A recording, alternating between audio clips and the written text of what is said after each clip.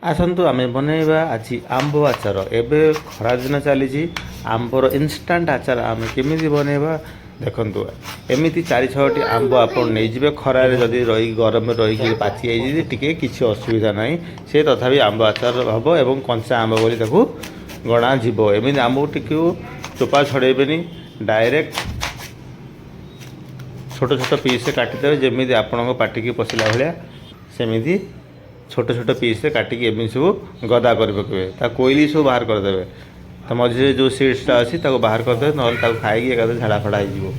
ତାପରେ ଗୋଟିଏ କଡ଼େଇ ନେବେ, କଡ଼େଇଟି ଭଲ ଭାବରେ ଗରମ କରିଦେବେ ଏବଂ ସେଥିରେ ପକାଇବେ ପତଞ୍ଜଳିର ସୋରିଷ ତେଲ। ସୋରିଷ ତେଲ ଟିକେ ପକାଇଦେବେ ଭଲିକି, ତାକୁ ତାପରେ ଗରମ କଡ଼କଡ଼ କଡ଼କଡ଼ କରି ଗରମ କରିଦେବେ। ସେଥିରେ ସବୁ ବିଭିନ୍ନ ପ୍ରକାର ମସଲା ଆପଣ ରୋଷେଇ ଘରେ ଯାହା ଥିବ ସବୁ ପକାଇଦେବେ। କେମିତି ଭାଜିଦେବେ ଟିକେ ଫୁଟିବା ପର୍ଯ୍ୟନ୍ତ ଭାଜିଦେବେ।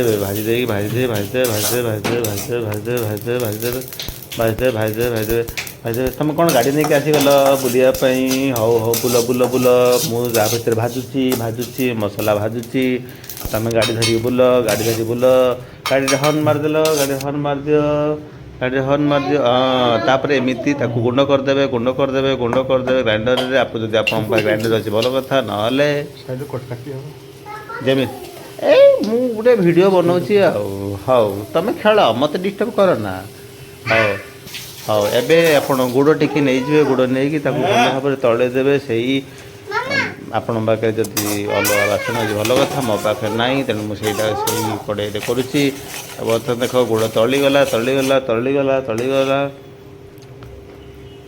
ଗୁଡ଼କୁ ଟିକେ ଗାଢ଼ା କରିଦେବେ। ତାପରେ ଆପଣ ଯେଉଁ ଆମ୍ବ କାଟିଥିବେ, ହଳଦିଆ ନେଳିଆ ଧଳିଆ ରଙ୍ଗର ଆମ୍ବ ସବୁ ତାକୁ ପକାଇ ଦେଇକି ଭଲ ଭାବରେ ଘାଣ୍ଟିଦେବେ। ଯେଉଁ ମିଠା ଏବେ ଆମେ ବନେଇବା ମିଠା, ଏଥିରେ ଟିକେ ଲୁଣ ପକାଇଦେବେ। ଆପଣଙ୍କ ପାଖରେ ସନ୍ଦେହ ଲୁଣ ଥିଲେ ପକାଇବେ, ନହେଲେ ଧଳା ଲୁଣ ଥିଲେ ପକାଇବେ, ନହେଲେ ଟାଟା ସଲ୍ଟ ଥିଲେ ପକାଇବେ, ନହେଲେ ଆୟୋଡ଼ିନ୍ ସଲ୍ଟ ଥିଲେ ପକାଇବେ। ଯେକୌଣସି ସଲ୍ଟ ଥିଲେ ପକାଇବେ, ନହେଲେ ଆଶୀର୍ବାଦ ସଲ୍ଟ ଥିଲେ ପକାଇବେ। ସବୁ ପକାଇଦେବେ। ପକାଇ ଦେଇକି ଯେଉଁ ମସଲାଟା ଆପଣ କରିଥିଲେ, ଯେଉଁ କୁରୁକ୍ଷେତ୍ର ମସଲା, ସେଇ କୁରୁକ୍ଷେତ୍ର ମସଲାଟାକୁ ପକାଇଦେବେ। ଏଟା କୁରୁକ୍ଷେତ୍ର ନୁହଁ, ଘରୋଇ ମସଲା ହେଲା, ସେଟାକୁ କୁରୁକ୍ଷେତ୍ର ମସଲା କୁହାଯାଉଛି। ପକାଇ ଦେଇ ଭଲ ଭାବରେ ଗୋଳେଇ କିଛି କରିବେନି, ଚୁପଚାପ ବସିବେ, ଟିକେ ଠିଆ ହେବେ ହେଲା। ଧୈର୍ଯ୍ୟ ଧରନ୍ତୁ, ଆମ୍ବ ଆଚାର ହେଇଯିବ। ଦେଖ ଫୁଟିଲା। ତାପରେ ଟିକେ ସ୍ପାଇସି ଲଙ୍କାଗୁଣ୍ଡ ପକାଇଦେବେ। ଯଦି ଆପଣଙ୍କର ଛୁଆ ପିଲା ଅଛନ୍ତି, ସେମାନେ ଖାଇବାକୁ ଚାହୁଁଛନ୍ତି, ତା ପାଟିରେ ଘା ହେଇନି, ସିଏ ବି ଖାଇବାକୁ ଚାହୁଁଛି, ତାହେଲେ ଲଙ୍କାଗୁଣ୍ଡ ପକାଇବେନି, ନହେଲେ ପାଟି ଭଲ ଭାବରେ ପୋଡ଼ିବ। ଦେଖନ୍ତୁ କ'ଣ ହେଇଛି। ଏବଂ ସେ ଟିକେ ସେଇ ପତଞ୍ଜଳି ସୋରିଷ ତେଲ ଯେଉଁଟା ଗରମ କରିଥିଲେ, ଗରମ ତେଲ ପକାଇ ଦେଇକି ଟିକେ ଖଡ଼ କରିକି ଘାଣ୍ଟି ଦେଇକି ସବୁ ମିକ୍ସ କରିଦେବେ। ଦେଖନ୍ତୁ କେତେ ବଢ଼ିଆ ଭାବରେ ସେ ପୁରା ମାନେ ମିକ୍ସ ହେଉଛି।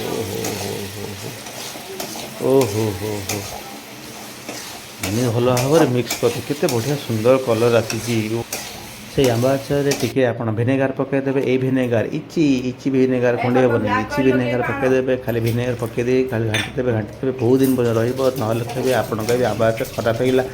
ଭାତ ଯୋଉଟା ବାଢ଼ ହେଲୋ, ମୁଁ ଟିକେ ଆମ୍ବ ଆଚାରରେ ଖାଇଦିଏ।